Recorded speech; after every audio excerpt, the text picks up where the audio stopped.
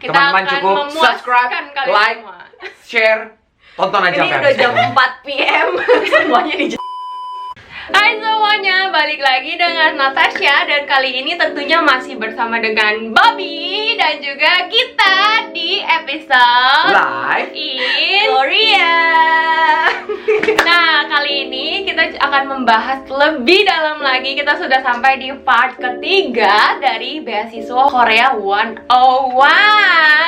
Dan hari ini kita akan bahas tentang apa aja sih? Tentunya kalian kan tahu kan ya, dari Instagram aku udah sempet naruh question box nih untuk nampung pertanyaan-pertanyaan dari teman-teman yang penasaran tentang beasiswa Korea. Banyak Gosipnya pertanyaannya beribu-ribu. Tapi tenang aja teman-teman, kita akan jawab semuanya. Kita selain akan menjawab pertanyaan kalian, kita juga bakal infoin ke kalian lebih lagi tentang beasiswa tambahan nih, Plus, ya kan? plus, beasiswa plus. Nah, jadi kalau tadi kan Kak Bobby udah bahas nih, KGSP itu cover dari tuition fee sampai living expenses. Ya. Nah, tapi kalau Sampai kita ke yang tiket pesawat bahkan. sampai ke tiket pesawat. Nah, kalau misalnya kita yang beasiswanya swasta kan nggak cover living expenses ya, cuman tuition fee aja. Makanya Kak, gimana sih kalau misalnya cuman beasiswa dari kampus, living expenses-nya gimana? Tenang aja, pilihan beasiswanya banyak Masih banyak jalan yang lain teman-teman.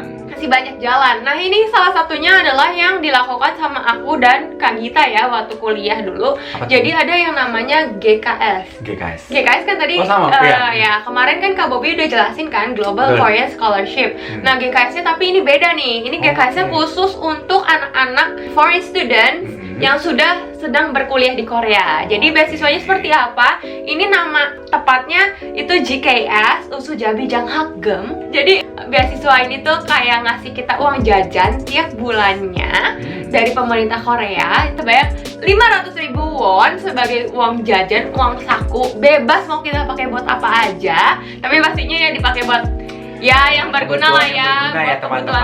sehari-hari. Jangan Itu jangan buat yang aneh-aneh. Dan buat belanja. Jangan buat belanja. Nah, Jangan buat beli album K-pop. Habis mahal soalnya. Lu ngaca. baca ya sendiri juga gitu kan.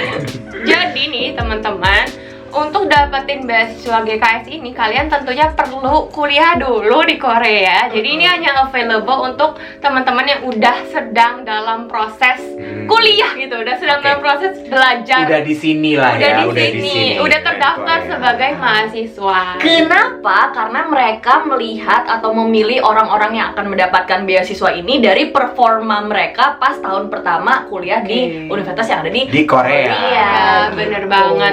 Jadi kalau misalnya syarat-syaratnya apa sih Kak, gitu kan ya, pasti kan kalian pasti penasaran nih syarat-syaratnya apa. Syarat-syaratnya yang pertama tentu aja dari nilai. Nilai kalian harus bagus di sini. Betul, jadinya minimal itu adalah 80%. Jadi kalau misalnya IPK-nya di-convert ke per 100, nilai kalian minimal 80 gitu. Lalu kalian harus punya topik 4. Jadi kalau misalnya kalian punya 5 dan 6, oh bagus justru. Nilai plus. Nilai plus gitu kan ya. Selain itu apa sih? Itu kan secara akademis. Di episode sebelumnya kan aku udah bilang ya, akademis bukan satu-satunya, melainkan hanya salah satu. Jadi faktor lainnya apa sih coba Kak Gita? Lainnya apa ya? Faktor lainnya apa coba? Karena itu ada Jagisogeso, yaitu self introduction yang harus kalian tulis unfortunately dalam bahasa Korea gitu ya. Jadi mungkin kalau menurut gue ini salah satu yang paling sulit, kalau buat gue nih ya pribadi paling sulit untuk dilengkapi, karena kita harus nulis self introduction kita itu dalam bahasa Korea. Misalnya dalam bahasa Indonesia atau bahasa Inggris aja kan mungkin aja itu Harus belum berpikir lah, perfect gitu loh, harus karena berpikir pasti ada teknik tertentu kalau untuk menulis. tapi itu ini kan. kita harus melengkapinya dalam bahasa Korea. Lalu ada juga apa sih namanya, Chuchonso ya, Recommendation letter dari profesor gitu. Terus ada apa lagi? Jadi kalau misalnya Oh, untuk study plan. nah, itu. Study Gak lupa plan. juga study plan. Teman-teman mau apa, ke depannya mau gimana gitu. Benar, jadi selain Jagisogeso, self introduction yang kita harus tulis adalah study plan. Dan itu semuanya dalam bahasa Korea, ada maksimalnya 2 halaman maksimal. Dan semuanya harus ditulis tangan teman-teman gitu. Oke, wow. Jadi kalau tulis tangan, tipsnya dari aku apa? Jangan ditipek. Jadi kalau ada salah, ulang Gue lagi. juga, gue selalu ngulang kalau misalnya ada Bener-bener. kesalahan. Ulang lagi, Karena kalau gitu. nggak berantakan juga. Kalau ada salah, pokoknya tulis ulang lagi aja. Iya. Paling sakit sih ya kalau udah sampai bawah nulis tuh Salah ternyata. Enggak, cuman gue kalau udah sampai bawah bodo amat sih, Iya, gue tip tip X. sih. Mungkin kalau boleh dikasih tipsnya dikit, ya siapin dulu lateksnya ya. Iya. Jadi bener-bener disalinnya. Atau pakai pensil, gue sih Pakai pernah waktu itu gue pensil. pakai pensil dulu terus nanti ujungnya gue hapus. Kalau Gue nggak hapus. guys, kalau mau pintar, tulis dulu di Word. Tulis dulu di Word biar spellingnya, dilihat. iya biar spellingnya udah Iya, kecek kan kayak gitu Betul, kok. Jadi betul. tinggal dia ini copy paste aja dari tulisan yang udah kalian tulis di Word. Bener banget. Jadi nih ya, kalau misalnya self introduction dan study plan itu kan kita menilai diri kita sendiri nih bagaimana. Tadi juga seperti yang Kak Gita udah bilang, kita tuh butuh yang namanya reference letter atau cuconso. Nah, cuconso ini adalah kita minta dari profesor. Itu bukti ya kalau misalnya yang kita klaim itu juga diakuin Benar. oleh orang lain. Jadi tidak gitu. cuma narsis, Iya, tapi betul itu memang banget. terakui. Bener banget.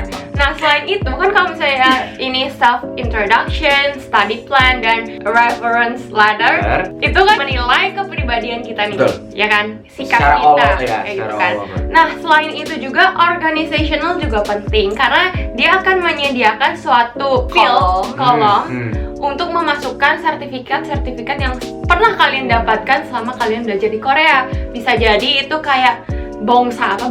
Volunteer work. Jadi semua tambahan-tambahan yang bisa Hmm. mendukung prestasi teman-teman, masukin semua. Kalian pernah ikut organisasi apa? Terus kalau misalnya di kampus, kalau gue nih, misalnya gue waktu itu, jadi kalau di kampus kita itu kan ada yang namanya festival nih ya.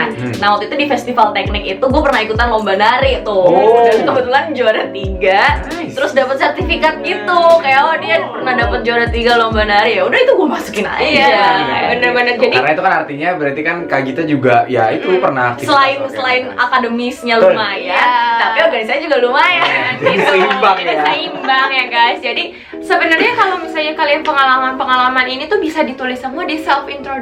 Misalnya, oh iya saya pernah gini loh. Nah, buktinya apa? Ya buktinya nanti di sertifikat ini yang kalian kumpulkan juga. Nah, selain itu kalau misalnya kalian punya sertifikat bahasa Inggris atau misalnya bahasa Sangat lainnya, membantu. sangat membantu, itu plus point Pasti loh. sih. Jadi bisa Inggris, Kak saya bisa bahasa Mandarin, terus saya punya sertifikat, masukin boleh selama masih berlaku ya. Ya. Selama masih berlaku, jangan yang udah Jangan expired yang udah ya expired kalian upload, dimasukin. itu gak akan dianggap teman-teman. Ya itu namanya GKS, Usujabi Jang Hakgem. Jadi itu aku sama Kak Gita yang dapat dulu. Kalau Kak Gita masih zamannya Kak Gita enak banget guys, bisa dapat 3 tahun. 3 Jadi tahun. dari 4 tahun kuliah, 3 tahunnya dapat uang jajan dari pemerintah. Kalau nilainya bisa di-maintain dan Bener. kalau topik level 4-nya itu juga bisa di-maintain gitu ya. Itu syarat juga, dan tiap kali apply per tahun tuh tetap lagi nulis lagi Nulis self introduction, lagi. study plan, Jadi tulis masukin lagi ya syarat-syaratnya sama. Tapi Masukin lagi. jujur kalau untuk self introduction gue ngubah dikit-dikit doang sih. Iya, kan udah ada sampelnya. Udah ada Bener sih, sampelnya, bener, dikit-dikit bener. aja. Toh diri yang dikenalin kamu-kamu juga. Iya, kan bukan beda kan, Kan ganti. alatnya, sama gitu kan ya. Nah, tapi nih sejak aku sedihnya sih ya, aku kan tahun 2016 tuh masuk, itu peraturan kalau nggak salah mulai 2017 satu orang yang sama dapat GKS Usujabi Jang Hakgem ini maksimal 2 tahun, dan juga tadinya kan 12 bulan full nih Full, dapat kayak dua. setiap bulan ya. Tapi sekarang jadinya cuma 10 bulan. 2 kali 10. Iya, tapi nggak apa-apa lah ya, lumayan. Tetap membantu lah. Tetap membantu Iya, banget sangat. kok, lumayan banget 500 ribuan loh Itu gede, sebulan. itu gede, itu Itu gede. Kalau itu bisa digabung semua, bayangkan uang yang kalian punya. Sayangnya jangan ditiru ya seperti saya. Gue dapet 3 tahun itu pun gue kayak dapat duit apa ya? Dapat duit kayak Begini-begini. ini nggak boleh ditiru, kayak dapat duit mendadak gitu loh. Iya, iya, Kita nggak iya, kerja, iya. kita nggak kerja keras apa-apa. Uang tapi kaget dapet ya. Uang kaget. 30 menit suruh habisin. Jago. Gila, habis loh kalau nggak ada planning. Jangan ditiru loh guys. Iya. Kalian tuh ya walaupun ya kalian udah bisa dapat beasiswa, kalian tuh tetap harus punya planning gimana cara mengurus uang itu. Financial itu harus banget punya plan. Uang itu akan diapakan gitu. Benar, iklan layanan masyarakat oleh Kak Gita. Jangan Tips and trick untuk bertahan hidup dengan baik dan dapat uang banyak, ayo kita makan ayam setiap minggu, ayo kita jalan-jalan ke Nampodong gitu gitu.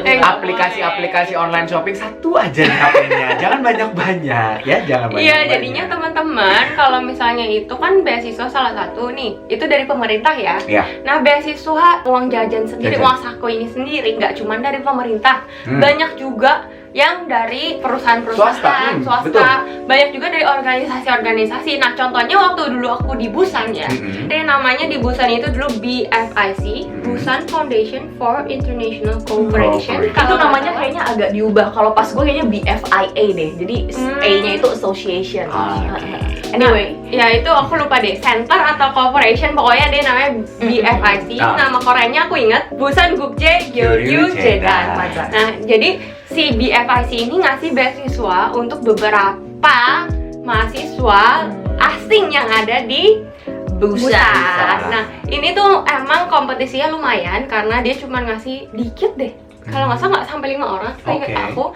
Tapi itu enaknya adalah kalau misalnya kalian udah dapet si GKS Usuja Bijang Hakem ini, kalian juga bisa apply.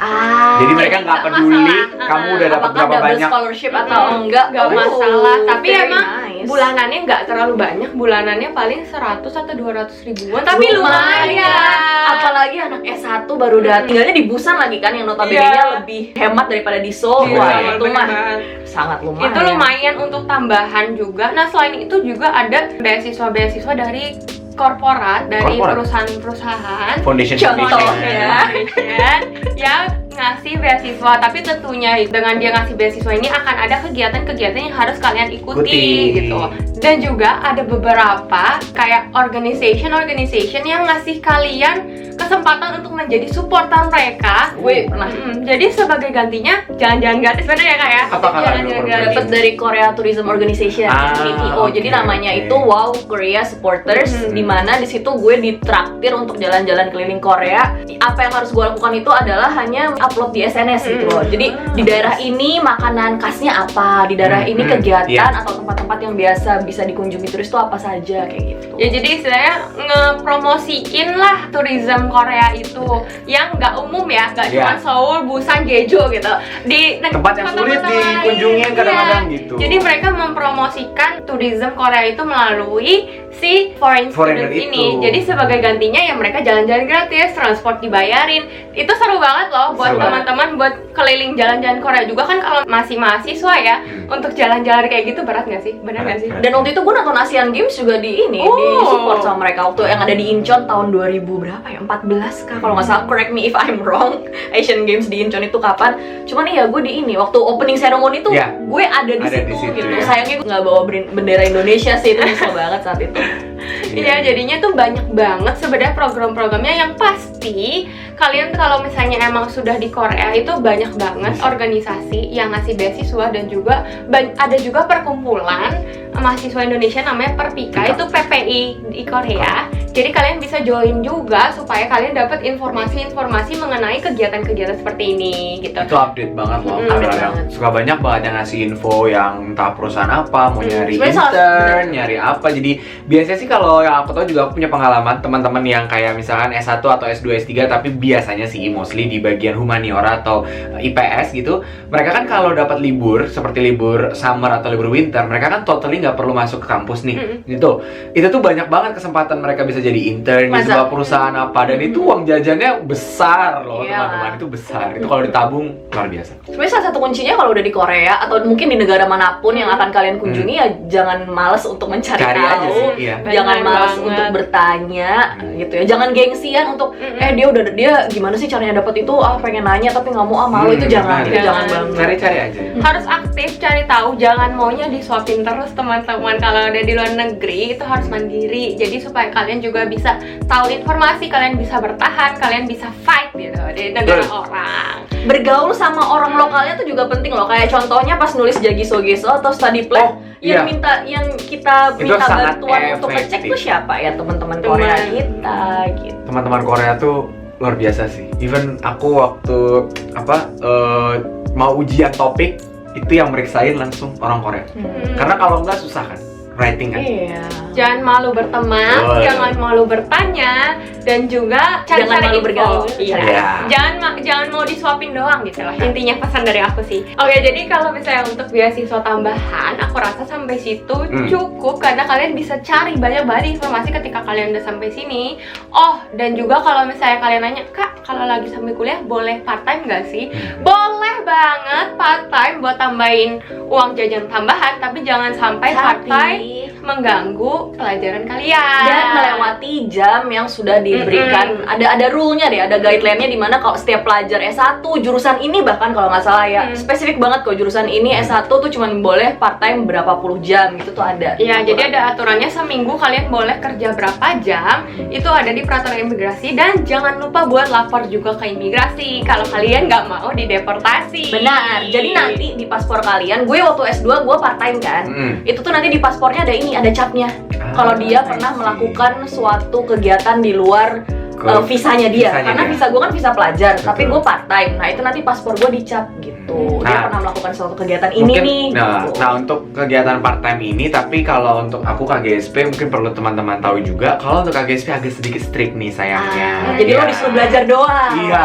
Karena lo udah dapat uang dari KGSP, lo ditapain lagi Jadi sebenarnya sih boleh ya, setahu aku ada boleh, tapi dia tuh jadi agak prosesnya agak sedikit ribet. Jadi seperti yang tadi Kak Gita dan Natasha juga bilang harus lapor sana sini di KGSP. Sebelum melapor ke semuanya harus satu dulu, lapor dulu ke koordinator KGSP di setiap kampus. Jadi tanya dulu ke mereka boleh atau enggak. Biasanya kita cuma dibatasin 20 jam apa ya? Biasanya dibolehin nggak? Tapi dibolehin seminggu dong. Boleh, tapi kalau salah di liburan. Correct me if I'm wrong ya, tapi disarankan untuk tidak. Disarankan untuk belajar aja deh. Lu udah dapat duit dari gue, lu ngapain sih belajar lagi gitu.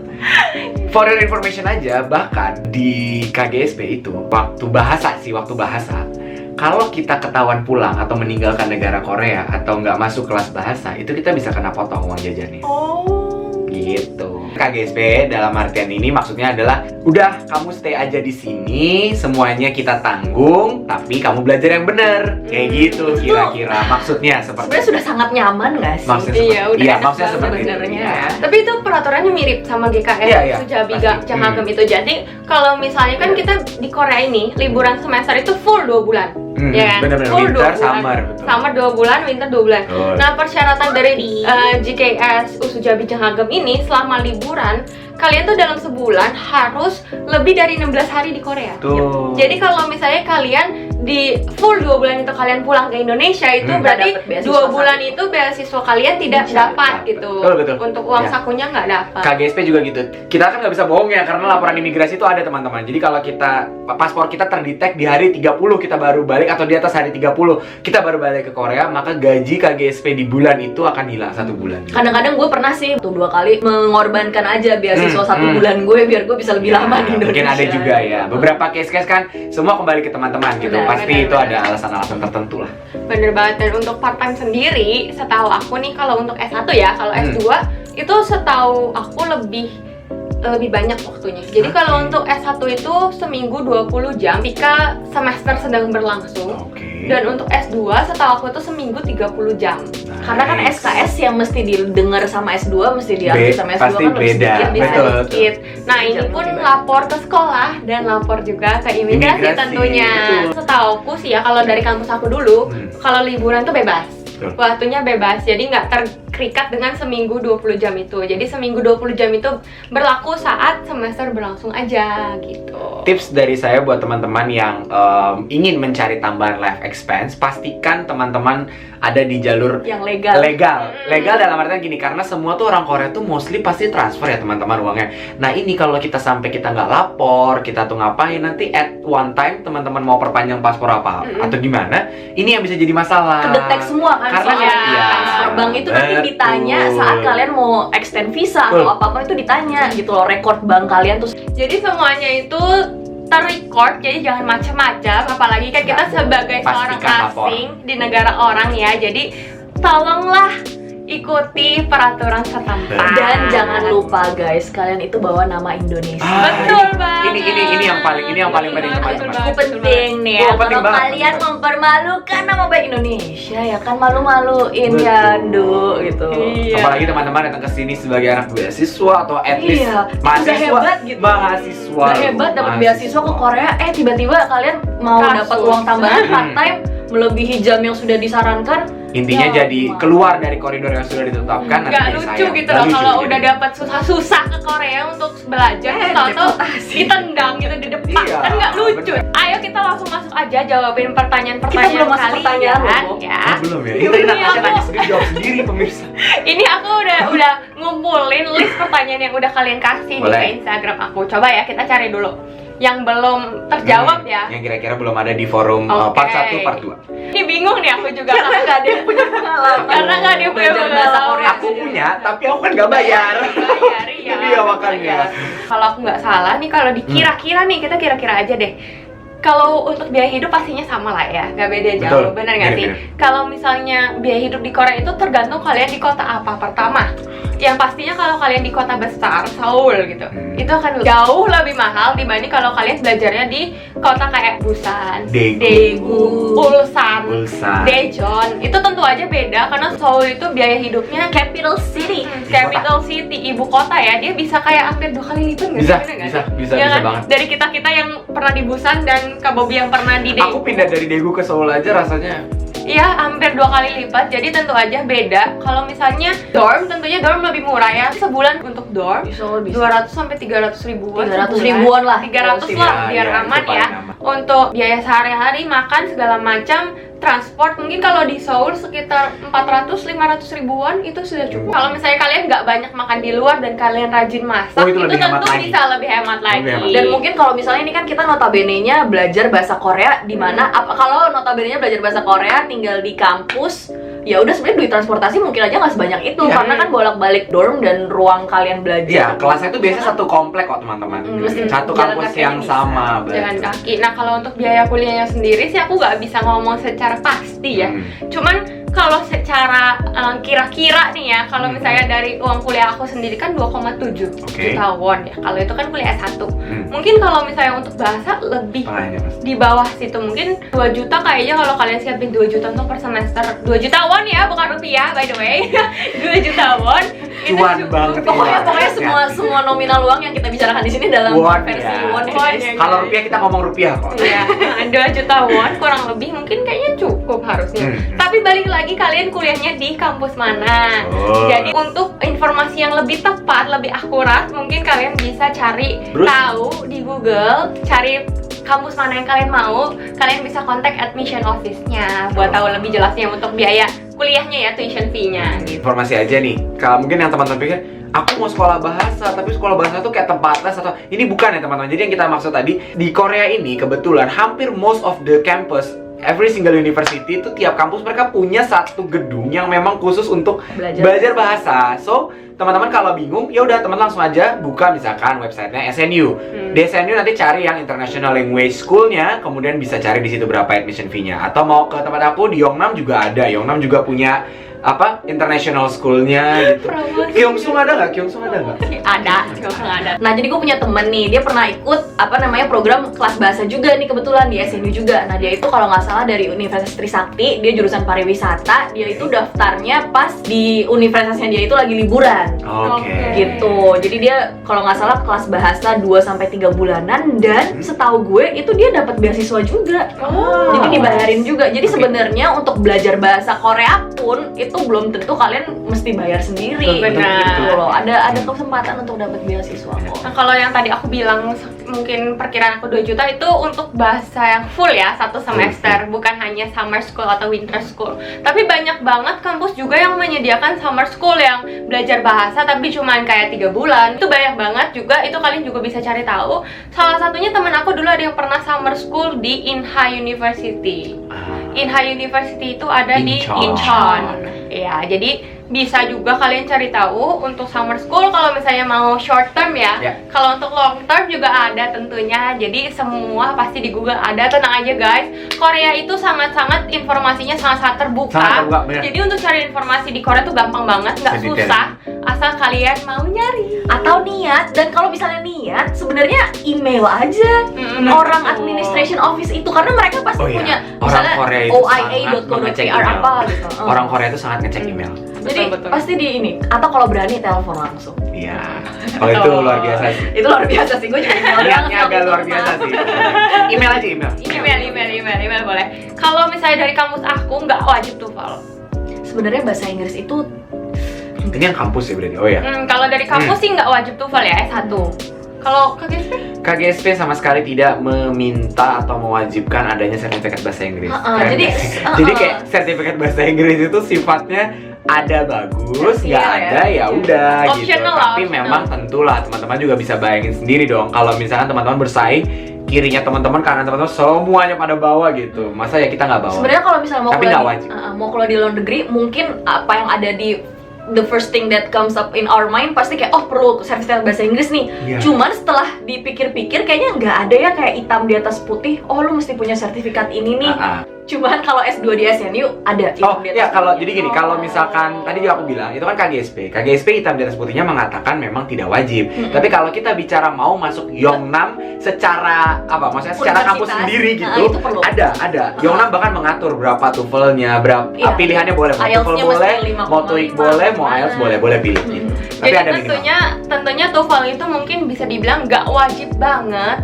Tapi kalau ada itu akan jadi nilai plus yang sangat baik gitu ya. Karena gimana pun juga bahasa Inggris kan bahasa internasional. Tapi sebenarnya ya saran gue itu ya lumayan penting sih, sangat penting sih sebenarnya. Walaupun tidak ada hitam di atas putih yang menyuruh kalian untuk menyiapkan sertifikat bahasa Inggris, itu sebenarnya cukup penting karena gini. Misalnya gini, kalian kan nggak dari kecil belajar bahasa Korea kan? Pasti kalian belajar bahasa Inggris dulu sebelum belajar bahasa Korea. Nah, kalian kalau misalnya belum terlalu fasih belajar bahasa Korea, komunikasi apa yang akan kalian gunakan kalau kalian juga tidak fasih berbahasa Inggris gitu, di Koreanya gitu. Apalagi kan kalau misalnya kalian untuk yang S2 ya, S2 tuh rata-rata pembelajarannya dalam bahasa Inggris gitu kan. Tesisnya juga ditulis dalam bahasa Inggris. Nah, perlu kalian ketahui S1 di Korea nggak perlu tesis, teman-teman. Itu mungkin yang ini. Ya teman-teman, ini luar biasa. Aku lulus tanpa nulis tesis, teman-teman. Jadi kalau teman-teman yang masih SMA lagi berpikir kuliah di Indonesia apa di Korea ya gitu. Nah, ini ada salah satu kelebihan, tidak ada skripsi. Sebenarnya ya, mau tahu di Indonesia, di Korea. Mau tahu sesuatu juga nggak? S2 di Korea ada pilihan lo katanya mau nulis boleh tesis atau enggak tuh juga ada loh. Jadi tuh tesis itu apalagi S1 itu nggak wajib, kalian hanya perlu memenuhi SKS. Makanya aku waktu S1 tidak perlu sertifikat Inggris. Jadi dulu sih kalau even di S2 itu tempat aku di teknik itu memang pas zaman aku belum ya, maksudnya tesis itu masih wajib. Tapi kalau nggak salah sedang disusun sebuah kebijakan baru nih kalau nggak salah, yang mana nantinya kita tinggal menukar istilahnya paper yang kita buat. Jadi kalau kita bikin paper, kita publish paper, ya paper itu bisa menjadi bahan. Sebenarnya menulis paper tuh lebih sulit dari menulis tesis. Jauh. Itu sangat itu sangat membantu orang-orang yang mungkin publication-nya banyak, nggak sempat nulis thesis. Jadi bisa diganti sama paper yang mereka publikasi. Karena sebenarnya yang dilakukan kan sama. Penelitiannya. Benar-benar. Kalau aku sendiri nih yang S1 ya, teman-teman. Aku sendiri ambil tes bahasa Inggris tuh waktu itu TOEIC, itu ngambilnya di Korea. Jadi buat apply yang si GKS itu, buat usaha bijang hagam itu. Jadi waktu masuknya sih nggak perlu TOEFL, TOEIC, IELTS gitu. Perlunya hanya pas mau daftar GKS Usujabi itu. Gitu. Iya sih sebenarnya setelah dipikir-pikir sebenarnya bahasa Inggris tuh perlu atau enggaknya bisa dibilang nggak perlu. Cuman ya untuk pribadi disiapkan aja. Nggak ada salahnya. Udah pernah sekali di Korea. Demi visa. Demi visa jadi aku TOEIC lagi di Korea. Boleh. Karena gini, karena kita bicara MAN, MTS dan segala macam itu adalah standar di Indonesianya kan. Artinya gini, pihak kedutaan itu cuma mau tahu pokoknya kamu lulus SMA atau sederajat. Jadi kalau misalkan MAN itu memang diakui oleh negara Indonesia, memang dia setara dengan SMA. No problem. Gitu. Jadi bisa ya, bisa. Karena ada nggak ya Kak Gita? Aku sendiri lupa. Nggak, atau dari Sleepy yang Kyung Soo ada nggak hitam di atas putihnya? Oh kamu tuh segini loh rapor. Lu harus memperlihatkan nilai rapor itu tuh ada sih. Kita harus menjecul, mengumpulkan, submit nilai-nilai rapor kita dan nilai UN kita. Cuman jujur, apakah ada standarnya atau tidak? Itu yang tidak. Saya lupa. Iya, aku juga lupa. Cuman kalau mereka minta, ya pasti mereka punya standarnya sendiri. Bahasa Inggris nih, kalau S2, kalau untuk S2 tadi sudah terjawab ya. Sudah terjawab. Kalau untuk kerja, pribadi menurut gue sih wajib. Ini sekali lagi guys, tidak ada tulisan hitam di atas putih untuk mewajibkan kalian wajib atau tidak bahasa Inggris. Cuman sebagai pribadi kita, pengalaman kita, pasti kalian juga akan jawabnya wajib untuk bisa bahasa Inggris. At one point kan pasti kita ada kalanya justru bahasa Korea kita yang notabene-nya adalah bahasa yang paling baru kita pelajari gitu loh. Gitu. Kita tidak belajar bahasa Korea itu dari kecil. Di Indonesia kita dari SD kan belajarnya bukan bahasa Korea tapi bahasa Inggris biasanya gitu. Nah, Maka dari itu nampaknya dengan adanya bahasa Inggris, seenggaknya itu bisa mensupport kita untuk kita juga bisa ngomong sama rekan kita yang orang Korea, sehingga rekan kita orang Korea pun sedikit banyak mereka juga bisa lah sedikit bahasa Inggris gitu. Mungkin ada juga yang jago banget malah bahasa Inggrisnya. Dan menurut aku sendiri sih wajib ya, karena gimana pun juga kita sebagai foreigner ke perusahaan itu yang kita tawarkan apa selain tentunya ya degree kita dan kemampuan bahasa Korea kita tentunya. Cuman kalau dengan itu doang, saat kita, contohnya ini hubungannya dengan imigrasi lah ya, mungkin imigrasi saat apply visa kerja gitu, orang imigrasi akan nanya, oh apa merit kamu gitu, kalau cuman kamu bisa dengan degree kamu dan bahasa Korea, apa bedanya kamu dengan orang Korea gitu. Jadi bahasa Inggris tentunya kita sebagai orang Indonesia, bahasa Indonesia juga itu suatu plus point untuk appeal nggak cuman ke perusahaan, kita tapi juga ke imigrasi untuk apply visa kerja gitu. Karena visa kerja jujur nggak gampang di Korea gitu. Nah jadi dia guys, tapi selama gue kuliah dan selama gue kerja juga, yang sering orang Korea bilang ke gue dan ke kita juga pastinya nih ya, oh hebat ya kalian bisa 3 bahasa gitu. Nah kenapa mereka ngomong kayak gitu ya, pasti karena orang Korea mungkin bisanya cuma 2 bahasa, yaitu bahasa Inggris dan bahasa Korea. Tapi kalau kita bisa bahasa negara kita, Indonesia, bisa bahasa Inggris dan bisa bahasa Korea gitu. Kalau kita cuma bisa 2 bahasa, sebenarnya ya kita sama aja sama benar. Apa kelebihan kita? Itu yang aku bilang kan, apa sih bisa menjadi daya tarik kita baik ke perusahaan maupun ke imigrasi juga gitu. Oke, kalau dari KGSP kalau untuk dari segi KGSP, untuk daftarnya itu tidak sama saat sekali. Mendaftar Betul, di saat mendaftar di Indonesia tidak Korea. perlu bahasa Korea. Jika ada bagus. Tapi kalau nanti untuk berkehidupan, bersosialisasi, tentunya sama aja ya. Mungkin kalau kita anggaplah kita juga foreigner terus tiba-tiba datang ke Indonesia, pasti lebih nyaman dong ngomong sama orang Indonesia pakai bahasa Indonesia, walaupun itu rusak, broken language sekalipun gitu ya. Bener. Sama di sini pun begitu. Orang sini akan sangat besar menghargai kalau kamu mau coba, walaupun itu hanya bahasa yang belum benar, tapi kalau kita bisa bahasa Korea, oh itu jauh lebih mudah kan. Even sampai kehidupan. Nah, jadi guys, kalau menurut gue juga nih ya, jadi kemampuan bahasa Korea kalian yang diperlukan di Korea itu juga bergantung pada tujuan apa yang ingin kalian dapat di Korea. Kayak misalnya nih, gue sama Natasha kan dari S1 di Korea nih. Ya kemampuan berbahasa Korea itu diperlukan sekali kalau menurut gue. Jadi kalau ditanya nih ya, perlu bisa bahasa Korea atau enggak? Kalau tujuan kalian S1, itu menurut gue perlu banget. Karena kelasnya karena kelasnya pun dalam bahasa dosennya Korea. Mostly bahasa Korea, teman-teman sekelasnya bahasa Korea semua. Benar sekali. Kalau kalian tujuan kalian S2, itu menurut gue bahasa Korea kalian itu tidak perlu sebagus bahasa Korea saat S1. Tapi sekali lagi perlu digarisbawahi, tergantung jurusan juga gitu. Karena ada juga teman aku yang memang jurusannya dari awal datang ke Korea milihnya yang Korean Social Society something kayak gitu. Ya itu perlu lah itu fully Korean banget gitu. Tapi kalau untuk yang case kayak, mungkin aku bisa cerita dari aku sendiri, anak teknik, mungkin Kak Gita juga sama. Kita mostly kan kerja di lab, baca paper, semua bahasa Inggris sih sebenarnya untungnya. Kemudian kelas yang kita ikuti juga berbeda dari anak S1.